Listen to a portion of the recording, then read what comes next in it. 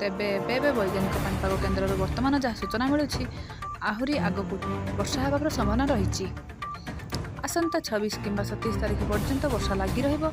लघुचाप थिबारु बहुत स्थान में वर्षा हो पारे। पश्चिम ओडिशा रे दिने 2 दिन वर्षा लगी रहिबार संभावना रही। यापर उपकूल ओडिशा रे वर्षा हेबो एने संपृक्त जिलापाल को सतर्क करा जायछि। तेबे वर्तमान खबर विषय आगक जानिया पूर्व किंतु पूर्व वीडियो को गोटे लाइक करंतु, सांग माने सहित शेयर करंतु एवं जदि आपण माने आम चैनल पई नुआ प्रथम थर पई आम चैनल को देखुथिबे ताहाले एही चैनल को सब्सक्राइब करी पाखरे थिबा बेल आइकन को क्लिक करी ऑल उपरे क्लिक करंतु। तेबे चलंतु देरी न करी खबर पर नजर पकाया। वर्तमान सूचना अनुसार जल संपदा विभाग ग्राउंड रे थिबा अधिकारी को प्रस्तुत रहिबाकु निर्देश दिया जायछि। एहा सह संवेदनशील अंचल उपरे नजर रखिबाकु कुहा जायछि। परिस्थिति एबे संपूर्ण भावे नियंत्रणाधीन रहिछि।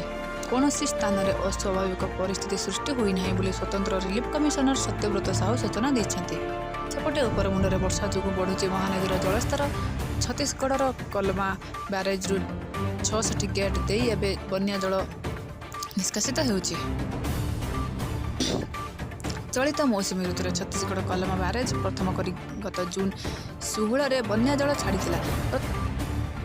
प्रथम 5टी गेट उपर कलमा ब्यारेज समस्त 66टी गेट खोली देछि छत्तीसगढ़। खरादिने छत्तीसगढ़ पानी न छाड़बार महानदीर ओडिशा पार्श्व टांगरा भूई पालिटे जाइथिला। एबे पानी आसिबार दीर्घ दिन धरी सुखिला पड़िथिबा महानदीर लखनपुर ब्लॉक